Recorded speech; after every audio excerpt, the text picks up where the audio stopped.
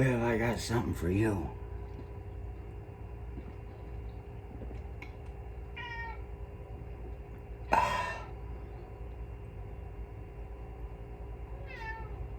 Nobody was home. I forgot to hit the on-air button, throw the lights up in the studio, and here comes Gabby, right into the studio.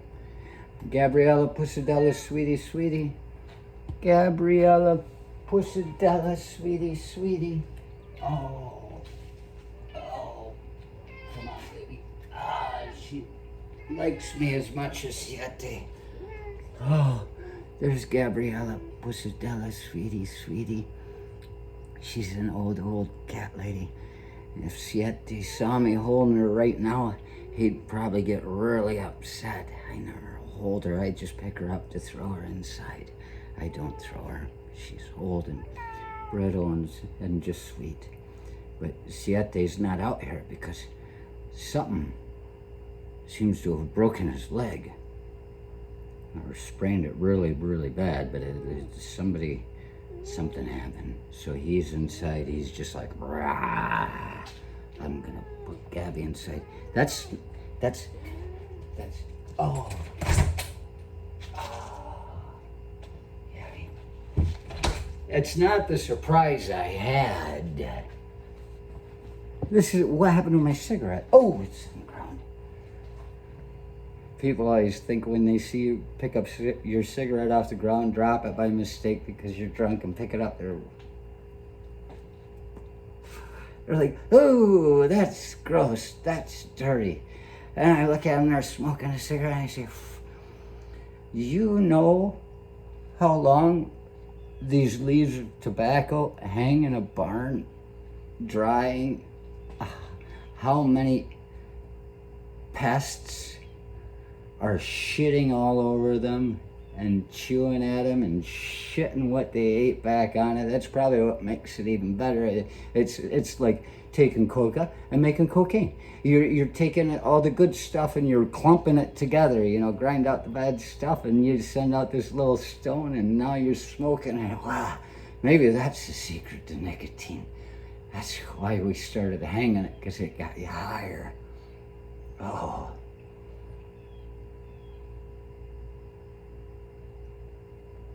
And I did enjoy doing this stuff when people were really big on the non-smoker stuff. And I am a very polite smoker, I really am. And at the one time, this woman outside the supermarket walking, and I'm walking by. And this little girl about that tall, to her mother, she looks at me and she says, just as rude as her mother taught her to be. She said, And I stopped and I looked at her and I said,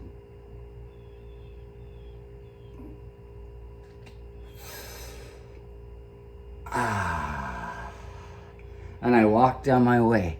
And so what I did was I destroyed everything her mother was fucking teaching her about being a cunt. She'd still be a cunt. She's still gonna grow up a cunt. Her mother's got all kinds of tricks to teach her, but she's gonna grow up to be a cunt that smokes, because in her mind, she said, at that fragile age, that looked really good.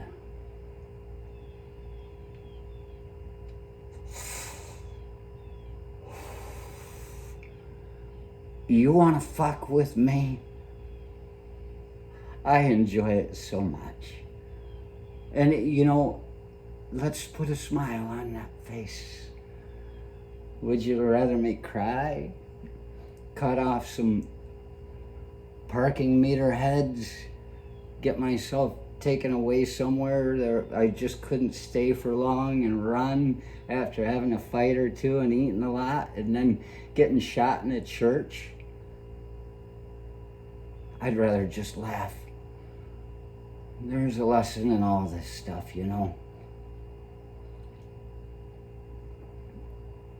if you see somebody laughing, laughter is infectious. You see somebody laughing, immediately you're going, what? What happened? And if there's no way of asking, they may just say, what's he thinking?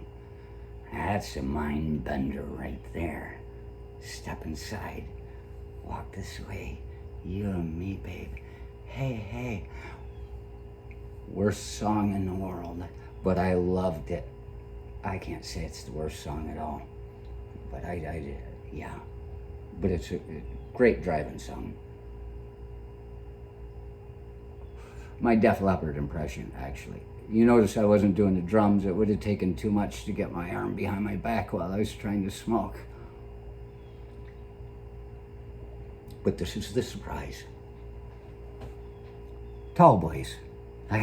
But that's not so much the surprise as it keeps coming.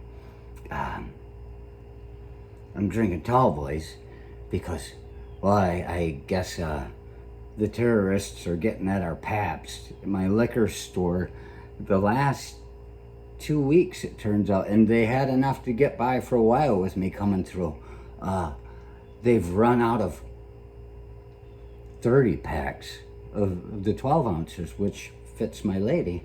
And, hey, you looking at me? See something you like? Why don't you just get down and lick my boots like a dog? Oh, Earth. There. Tall Boy won't fit it. You gotta believe me. But for those of you, I forgot, not everybody really gets the ideas straight anymore. See, look, it just, you know, she'd have to be wearing a strap on so it could pierce the side and you just shotgun the fucker. But we're not going through all that. This isn't one of those sick shows. So I got Tall Boy. Because they're not delivering the Pabst. It's got red, white, and blue on it. I hope there isn't something going wrong and people are getting things confused, because I like my Pabst. I even looked for other things to buy, and I finally said, no, I'll just grab Tall Boys. And being that it doesn't fit it there, it took me to the fact that I needed to put it in a can cooler. I don't like the word koozie, but you people have me saying it, and I'm fighting it. I'm trying to break the habit. See, it takes a while to come to straight. Don't think it's going to happen all in one day. There's still a lot of hard roads to fucking run down with a crowbar. Well, this time with a firearm, I suppose. I don't know what the fuck they're doing. I do. But it's not because anything anybody told me. It's easy enough to see, isn't it? So I go through one of my koozies, and I had dropped my motorcycle off at Lake Sports, whatever it was, out there in Kalamazoo. And it's 6 miles from my house, which I'd walked one time just to see how far it was. And dropped my motorcycle off to be worked on, get tires changed, chains, stuff like that. I don't like a chain on a motorcycle. You got to keep changing it. And it's loud. But so I could have gotten on a bus there, but I would walk to the next bus stop, which is a couple cigarettes, and because there was a bar right there. And so after drop my bike off, I'd go into that bar and have a beer, and if the bus passed while I was in there, usually had a good idea of time, I'd just have another beer. Get on the bus, go home, meet a few people, usually pretty dank and dreary in the afternoon. But that was the Waddle Inn. Yeah, that duck bar. Right across from bus stop. So I get on there. But as I'm coming around one of those curves walking down Lake Street, I was just walking, smoking, and time to think, you know. I didn't even have a smartphone, whatever. I still like walking. Time to think. And I was thinking, you know, I could use another beer cooler, another can cooler, because I didn't have that many around me at the time.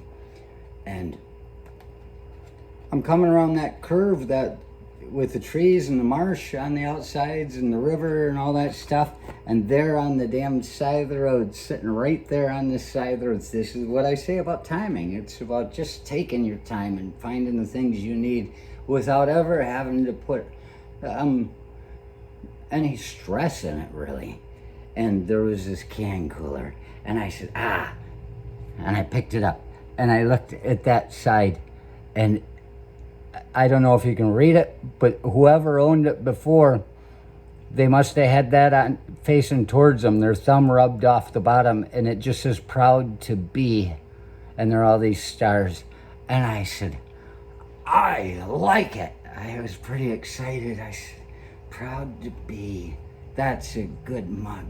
And I turned it around, and on the back it says, proud to be American, with an exclamation point. And this must have been about 2015 or 16. And I still feel the same as I did. I don't buy into any of this shit. It's tearing everybody up because there's no football and they got nothing else to watch. Watch the politics. Oh boy, don't they say. This is how it happened.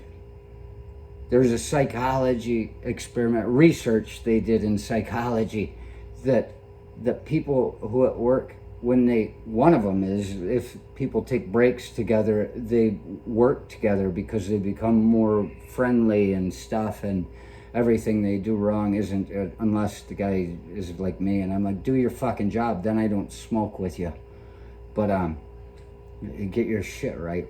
Let you wonder why I'm talking friendly and giggling and people are laughing and everybody's having a good time, and you get treated like an asshole by me. It's because you are one. Get your shit straight. That's the type of thing there. That's one of the things. But the other research they did was that when people complain together, this isn't even just about work, but it really applies to work. When people complain together, they go, and they feel a sense of unity. There's somebody else there that feels the way they do. And it feels so good to get it off your chest. But what happens is it gets off your chest, but it fucking binds the two of you together with whatever came off of his chest. There's this fucking affinity of fucking hate holding you together, and it just keeps feeding off each of you. It's just circling back and forth, and pretty much the good thing you got, that little bit of a high, becomes an addiction. And all people do when they start complaining together is that's all they become. They bitch and bitch, and it fills them with hatred, and they just keep breathing it out. It's a dangerous cycle. You have to be careful who you bitch to. Like Tom Hanks said to those guys in that fucking bunker somewhere in the woods, in the plains, while they had a German outside. I don't complain to you, I complain to my up ahead overs, you know. You complain to me, I complain to them. You don't want to live a life full of complaints, and that's what's happened. There's so much complaining going on, and people fucking searching each other out at fucking family functions, standing in the kitchen talking about things, and they say, what do you think? And I say, I don't buy into any of it. And they shut the fuck up. They're constantly seeking others. It's this thing between two or three people is becoming a fucking whole bunch of people. So that's not the surprise I had. The thing is, that just points out that long ago, I didn't want anybody thinking I was proud to be American. I'm lucky to be an American. I was lucky to be born here. I do feel that way. I mean, look at this show. But when I drink out of this, I turn the proud to be side around. Maybe given enough beers, tall boys, Pabst tall boys, I'll rub off that American on it. So, yeah, you just get things sometimes. That's a surprise. Just not needing something, just thinking, basically, not even wanting it. Basically, wishing for something without any greed whatsoever. Gosh, that would be fucking neat. And having your wishes answered. Walk right, talk right, follow the right line, you'll be just fine. In no time.